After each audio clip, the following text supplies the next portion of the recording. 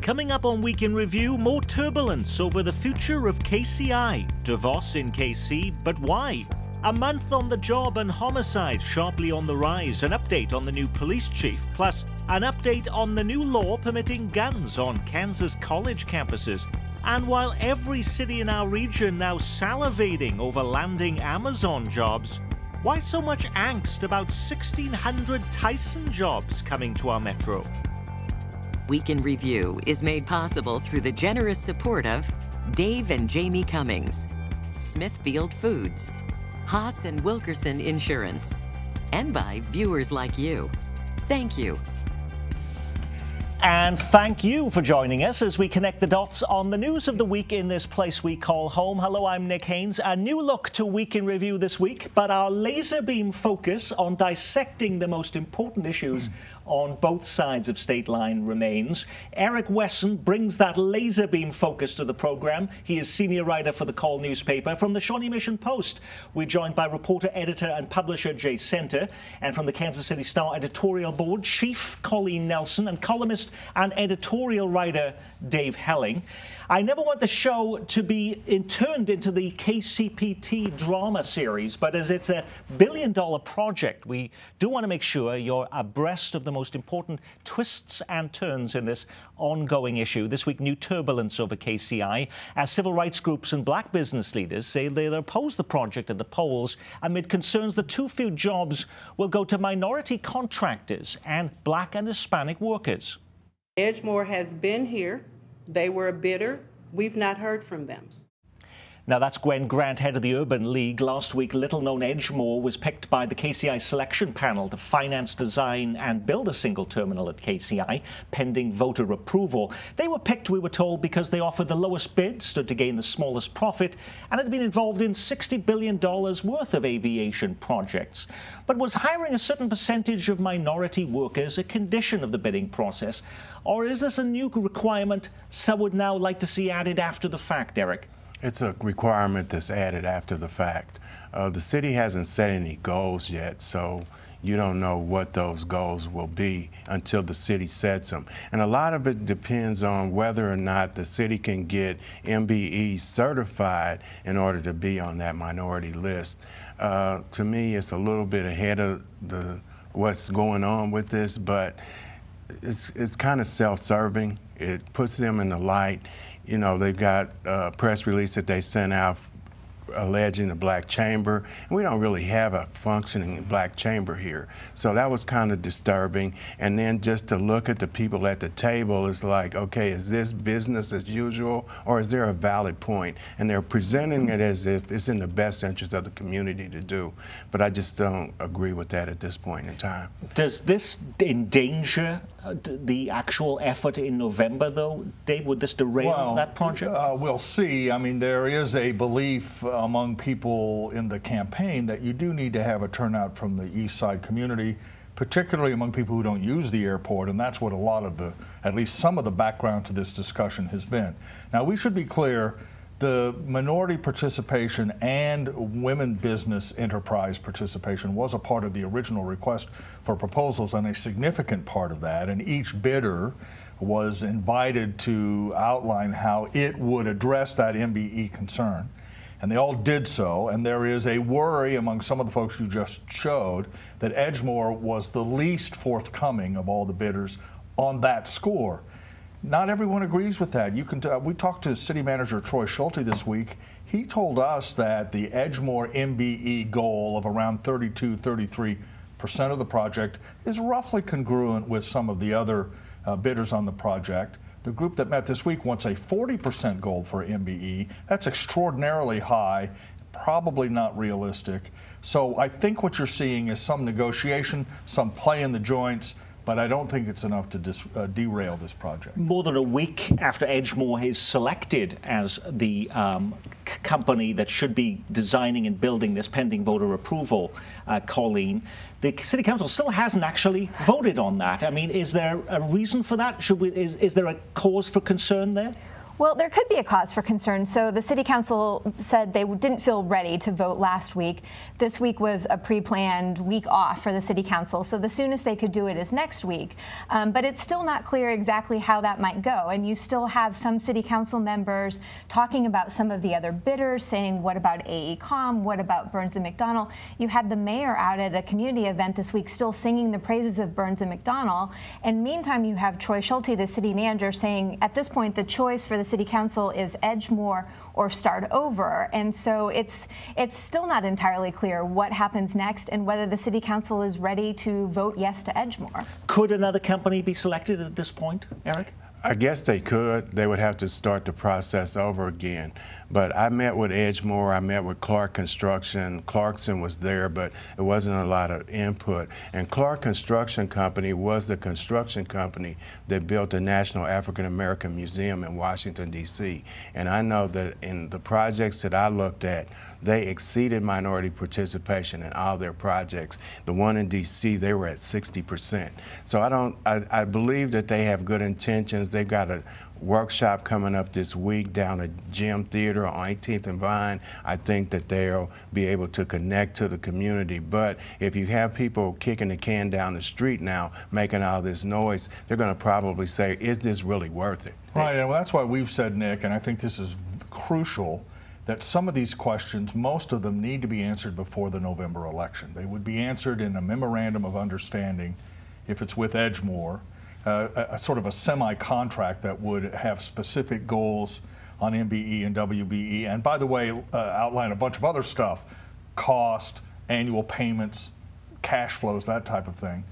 And there's some suggestion, well, we can't get to that by Election Day. That would be a disaster in our view. You really need to have something in writing on all of these issues, including minority participation, before voters go to the polls. Whenever a big-name political leader comes into town, it's always news. This week, one of the most written about members of President Trump's cabinet travels to the Metro. U.S. Education Secretary Betsy DeVos takes a tour of Johnson County Community College, and as we tape this program Friday morning, visits the Kansas City Academy, a private school in Waldo. Of all the places our nation's top education chief could go in the country, why to the JCC and to this private school at 79th and Main, Jay Center? Well, Betsy DeVos has been an outspoken proponent of policies that would bring federal or tax dollars into non-traditional school settings. So the idea that she's visiting Kansas City Academy may kind of line up with some of her political philosophies. With the JCCC visit, I mean, she did talk in her visit yesterday about the importance of technical education, giving people education opportunities where they can immediately go into a job. And Johnson County Community College is an absolute gem in that regard. I mean, really among the top in the country in providing a slew of education opportunities for people who aren't interested in a four-year degree and all the debt that might bring with it. The interesting thing, however, is, Johnson County is this place where public education is an absolute religion. And so you saw a very forceful pushback on her visit there. Cindy Holcher, a Democratic representative from Lenexa, was at a reception, handed her an envelope full of letters from public education groups. They're concerned about issues like school choice and vouchers, but none of that has actually happened, though, at the federal level at this point in time, Colleen. Right, but Betsy DeVos is pushing for that, and so she's in the midst of this tour, going around the country to several different schools that are doing interesting things and have unique programs. There were a lot of questions about why exactly she chose Kansas City Academy. They certainly have a fantastic arts program, but they're also known for being a very inclusive school, and they have a lot of transgender students, a lot of students with different backgrounds who have some questions about Betsy DeVos. So she certainly could meet an unfriendly response there, or at least some tough questions. It's been exactly a month now since Major Rick Smith was sworn in as the 45th Police Chief of the Kansas City, Missouri Police Department. He had led the Central Patrol Division before being picked as the city's top cop. In his first press conference, he said his top priority was to get Kansas City off the nation's violent crime top 10 list. At the time, Kansas City had hit 85 homicides. In his first month on the job, that number has now grown to 107. He has caught one break, the apprehension of a suspect in the Indian Creek Trail murders. But are residents noticing the difference that there's a new man in charge, Eric? No. Absolutely not. Why not? And a lot of them are complaining about him not coming to community meetings. People in high crime areas in the 50s, they have invited him to meetings and he hasn't gone to them or turned them down at the last minute. But people don't see a whole lot of his presence in the community. Of course, he's going to homicide scenes, that's part of his job, but people aren't confident with him the same way as they had been with previous chief of police and the connections that they've had to the community. Do you see a reach out from the new Well, I think chief? there are some efforts on that in that regard, Nick, and it may take some time. But I think that inevitably the chief will be seen as a more difficult figure in the African American community because the previous chief was African American, and that there are some concerns in that regard. You want to give him a little play in the joints to you know, start talking with people in the most impacted areas of Kansas City, but you don't have a lot of time. And I think you can hear voices that say the chief really does need to get out more and to make himself more visible in that regard and less concerned with sort of the day-to-day operations of the department. Now, speaking of the police, if you've received a speeding ticket or a parking ticket in Kansas City over the last few years, have you noticed how many fees are added on top of your fine? Kansas City's municipal court adds $48.50 to every speeding ticket, but after 2 local residents noticed a separate $3 surcharge and asked why, they found out it's to pay for the retirement of roughly 125 county sheriffs in Missouri. Devin Fowler and Jerry Keller have now filed a class action lawsuit against what they say is an unfair fee, but it's not the only one. The Kansas City Star reporting this week there's a $7.50 surcharge on every ticket for crime victims, another $4 for domestic violence shelters, $2 for what is called an inmate prison detainee security fund. Who, by the way, first of all, is responsible for all these extra fees? The legislature, although local politicians have lobbied for them. The domestic violence fee was first installed by Catherine Shields, who was on the city council at one time, and she went to the state legislature to get it enacted. But these are all authorized by state statute, including the $3 fee for the sheriffs. The difference was that until 2013, the state Supreme Court said, no, municipal courts don't have to pay it because the sheriffs don't have anything to do with municipal courts. And then mysteriously in 2013, for what appears to be political reasons, they changed their mind, and people are upset about it. Why though, is that really viewed as unfair when we have cell phone companies, we have hotels, airlines, all charge a litany, a whole laundry list of different fees and surcharges, Colleen, when you book something, and it could be for all types of things? Sure, well, but this has kind of been an easy out for legislators who don't want to have to allocate the funding for these programs, and so it's easier to just tack on a fee and say we'll make speeders pay for it instead of making everyone pay for it, or we'll make people who get parking tickets pay for it. And honestly, if these programs are important, if you think they're worth funding, then the legislature should fund them, because this is kind of a backdoor way to go about it. And it's pretty astonishing when you pay $48.50 in fees before you even get to the penalty for speeding or parking too long. And the other thing to keep in mind is it hurts the poor. I mean, city, you know, when you get a ticket, a speeding ticket, and you only earn $20,000, $25,000 a year, and you're paying not only for speeding, but another $50 on top for all of these unrelated programs, it's really, we've talked about it on the editorial board, it seems pretty unfair. But is it any different in Kansas, though, Jay Center? It is. There's not that sort of mix of use-specific fees tacked on top of moving violations. The legislature did increase the fee that's tacked on from $17.50 to $22 in 2011 to pay for courts specifically, but nothing like's going on. So that's actually still less than half of what they're charging on your Missouri speeding ticket. Eric. And then in Kansas City, if you get on 71, you see a lot of police officers there, and that's the urban core. That's black drivers getting those tickets. So now we kind of easing into a Ferguson thing where black people are funding the police department through these municipal tickets. They're well into the fall semester on college campuses across our region. One big twist in Kansas is they're now getting to grips with a concealed carry law that permits guns on campus to students 21 and older. Metal detectors have been added to big sporting events, which allows universities to continue to ban weapons. But other than a little inconvenience for fans attending games, what difference has this new law made, Jay Center? Well, you did have an incident where a gun, a loaded .38 pistol, was found in a bathroom in Wesco Hall at the University of Kansas earlier this month, and it turned out to been a stolen weapon. So apparently you do have people bringing weapons onto campus. You've also had media reports with students talking about why they are now deciding to keep guns on their persons. You know, there are professors who continue to say that this is creating a positive atmosphere for the educational environment. Kevin Wilmot, the film professor there, is now wearing a bullet vest to class at points. So there does appear to have been an effect on the atmosphere on campus. But there hasn't been this exodus of professors from these universities in Kansas, as some would have claimed when this law was going into effect, Colleen. Right, you saw a couple professors leave. You saw the same thing happen in Texas. It certainly hasn't been a mass exodus, but it's early, and I think we need to give this a chance to kind of play out and see how people feel about this. And you already see, as Jay noted, some unrest on campus. The University Daily Kansan ran a front page editorial recently talking about feeling unsafe on campus, and so I think there's some fear amongst both students and professors, and the editorial suggested basically that the university had been afraid to stand up to state officials and to the legislature and say this won't work for our campus for fear of losing funding. Missouri lawmakers are back in Jefferson City for the annual veto session. One of their top agenda items, should they remove one of their own, Missouri Senator Maria Chappelle-Nadal, a Democrat from St. Louis, who had commented on her Facebook page she hoped President Trump would be assassinated. This is an overwhelmingly Republican legislature. Did they manage to do so, Eric Wesson? No, they didn't.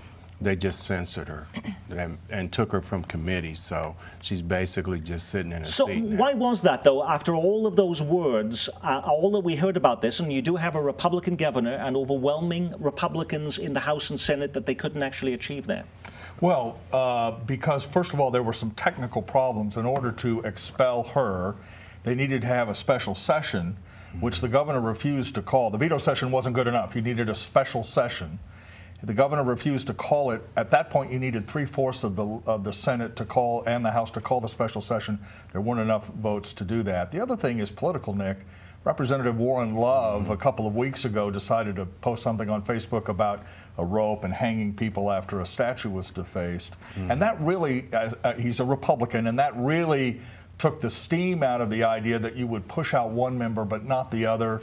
He wasn't even reprimanded for his comments, so this sort of sits uneasily over the legislature, but the idea they would expel her virtually disappeared when Representative Love did what he did. Well, the issue of race, by the way, is also playing out in a different way on the Kansas side of state line after concerns about these Confederate monuments. The Shawnee Mission School District drawing anger from the Native American community. Following an extensive review, the Shawnee Mission School District announcing it's keeping the headdressed Indian mascot at Shawnee Mission North High School, which some dub offensive and disrespectful. The school chooses new students every year, apparently, to dress as the mascot for athletic events. Why, though, is this issue coming up right now, Jay Center? Well, last spring, some students at Lawrence High School protested the fact that the Shawnee Mission North banner with the Indian logo was posted in their school, and they lobbied the school administration to get it taken down. They got it taken down.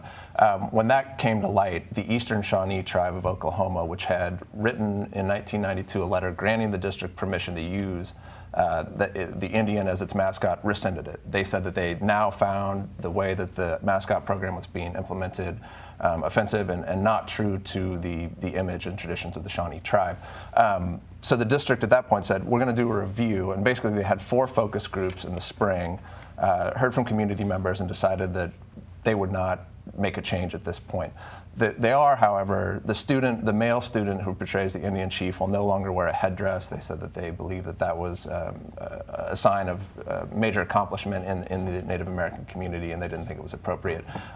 Interesting, though, the Board of Education was not involved in this decision. It was all done at the building administration and district administration level. Similar issue in Manhattan, the Board of Education was heavily involved. But there are so many schools, though, who have Indian mascots across this country, Colleen Nelson. But there are fewer and fewer, and as this discussion continues, I think that more and more schools will ultimately make the decision that perhaps this was from a different era and not the right decision for current day. And professional sports teams too, Eric. And professional sports teams. I graduated from Southwest High School, Southwest Indians, and we had the Indian logo in the center of the building, so our class rings had Indian on them, so it was acceptable then, but now it's not. The Chiefs are going to have to address this. I mean, they've tried to talk about it over the years, but the accusation or allegation of offensive imagery at professional sports in Kansas City will not go away, as this incident suggests,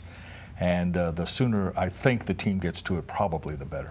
Now every city, it seems, in the metro is salivating over landing Amazon jobs as the online retailer announces it's looking to build a second headquarters outside of its current base in Seattle. Overland Park Mayor Carl Gerlach, the latest to express interest. What Amazon is proposing, though, would be twice as large as even the Sprint campus in Gerlach's hometown of Overland Park, and with 5 times as many workers. While you're hearing a lot about Kansas City having what it takes, KC didn't make the cut in an extensive examination by the New York Times that tried to match cities with Amazon's 8-page list of criteria. The deadline for bids, by the way, is less than 5 weeks away on October 19th, with the governor of Missouri even saying the state will compete aggressively to win Amazon. How much is our metro willing to give away to try and win over Amazon, and is this effort worth it, given that every community, it seems, is trying to lure the company? Exactly. Every city in America is falling all over themselves to woo Amazon, and they're offering cash and prizes, and the question is, you know, how big of a check are you willing to write? And so we asked City Manager Troy Schulte this question this week, and he said if it's a question of who can write the biggest check, we're not going to win that. He said Kansas City will not give away the store to get Amazon. I think Kansas City, as you note, has some things going for it. There was a magazine that suggested Kansas City is a great kind of hidden tech hub that could be a contender. But if you look at Amazon's qualifications, what they're looking for, we fall short in some key categories, namely a strong international airport and mass transit. Now, is the mayor of Mission also looking to win this? Now, they do have a site there where the Mission Mall was. It's a great idea. I mean, you know, any community in America would obviously bend over backwards to make this happen. I think what would be sort of interesting is as Kansas and Missouri prepare their bids, communities on both sides. I mean, they've been in this border war incentives battle forever and ever. I mean, is this just the next front in that war? You know, if jobs are so important, why is there so much angst about another project that would pump $320 million into the economy and create 1,600 jobs? And that's the Tyson poultry plant, which Kansas Governor Sam Brownback just announced with great fanfare, which was heading just up the road in Tonganoxie, Dave. Well, a lot of people in Tonganoxie don't like this idea. It is, in essence, a food factory. It is a huge building in which chickens are processed for sale to the public, and there are great concerns that it will smell bad, that it will be disruptive, that it will put too many new people into a relatively quiet small town near Lawrence, Kansas. There is just a great deal of pushback, and as we've written in the Star, Tyson's environmental record is not stellar. It's had problems with pollution in other places. It was fined for violations of the Clean Air Act in Kansas, Missouri, Nebraska, and Iowa. It was fined for violations of the Clean Water Act in Sedalia, Missouri, where it runs a chicken plant. So there are, and by the way, this was done in secret. I mean, there were non-disclosure agreements signed by members of the community who were discussing this, the state. There are extraordinary questions that are left. Now, you were critical, though, of Kansas Governor Sam Brownback for not delivering on all of the jobs he claimed he would when he took over office. This is 1,600 jobs, and if not there, where? Well, somewhere else in Kansas has been discussed, some other part of the country. Or Tonganoxie. I mean, you know, our minds are open if these questions can be discussed. We're not unilaterally against a new plant there, but I must say, if you talk to the people up there, they don't think this is suitable for their community, and there will be enormous pushback to it. Eric. They said that their school district wouldn't be in a position to take that influx of kids coming into the school district as well. So what do you do with those kids? You put them in the park? Would they all, though, go to that school district? We don't say Amazon is going to go into one place. Would everyone go to one school district? Couldn't they also be going, some people living in Kansas City and Lawrence and other places? Is everybody just going to converge on one location? I believe so. I believe that their zoned areas or their districts would require them to go to one of several districts in that area, and they just don't have the capacity to do that. Classroom size, books. One of the teachers said, we don't even have enough desks for the kids that we already have to educate. So why would we want to put that many kids in our school district? And finally this week, he helped conceive KCPT's Ruckus program and was one of its original panelists. Longtime Kansas City political consultant Steve Glorioso died unexpectedly this week. He was 70. In fact, Steve was scheduled to be on this week's Ruckus show. Dave Helling, you got to know Steve very well over the years. What is his legacy in Kansas City? Well, he was my friend, and he will be missed. He was involved in one way or another in virtually every important political policy decision in the Kansas City, Missouri, Jackson County area over the past quarter century. He was an advisor to politicians. He worked to get more women in public office. Claire McCaskill's time in the Senate would be inconceivable without Steve Glorioso. Worked on the Sprint Center, worked on the Truman Sports Complex, did the GO bond package, was working at least informally on the airport proposal.